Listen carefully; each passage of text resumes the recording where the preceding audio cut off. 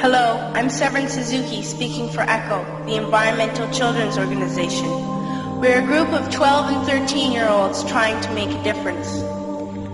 Vanessa Seti, Morgan Geisler, Michelle Quigg, and me. We've raised all the money to come here ourselves, to come 5,000 miles to tell you adults you must change your ways.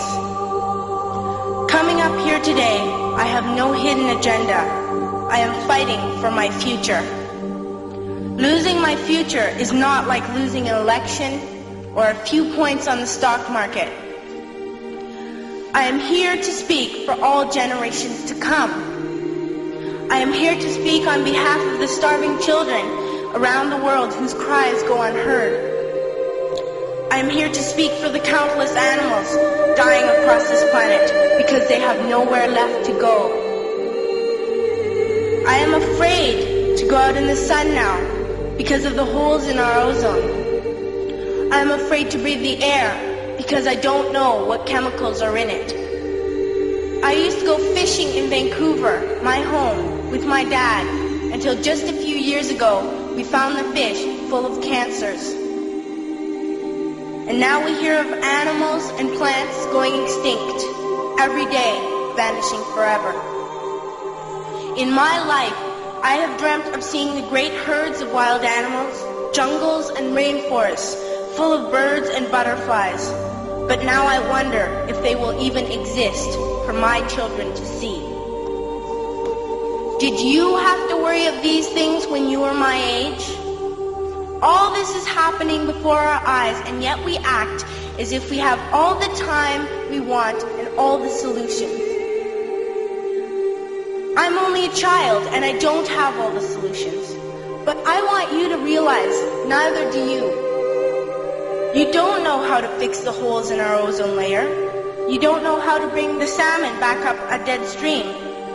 You don't know how to bring back an animal now extinct. And you can't bring back the forest that once grew where there is now a desert. If you don't know how to fix it, please stop breaking it.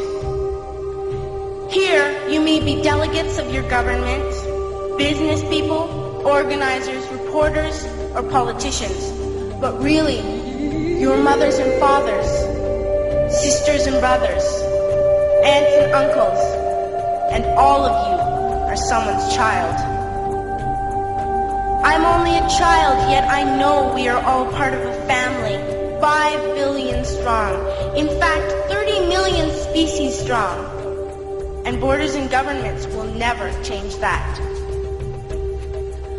I'm only a child, yet I know we are all in this together and should act as one single world towards one single goal. In my anger, I am not blind, and in my fear, I am not afraid of telling the world how I feel. In my country, we make so much waste. We buy and throw away, and yet northern countries will not share with the needy. Even when we have more than enough, we are afraid to share. We are afraid to let go of some of our wealth. In Canada, we live the privileged life, with plenty of food, water, and shelter. We have watches, bicycles, computers, and television sets. The list could go on for 2 days. 2 days ago, here in Brazil, we were shocked when we spent time with some children living on the streets. This is what one child told us. I wish I was rich. And if I were, I would give all the street children food, clothes, medicines, shelter, and love and affection. If a child on the streets who has nothing is willing to share, why are we who have everything still so greedy? I can't stop thinking that these are children my own age, that it makes a tremendous difference where you are born. That I could be one of those children living in the favelas of Rio. I could be a child starving in Somalia, or a victim of war in the Middle East, or a beggar in India. I am only a child, yet I know if all the money spent on war was spent on finding environmental answers, ending poverty, and finding treaties, what a wonderful place this earth would be. At school, even in kindergarten, you teach us how to behave in the world. You teach us not to fight with others, to work things out, to respect others, to clean up our mess, not to hurt other creatures, to share, not be greedy. Then why do you go out and do the things you tell us not to do?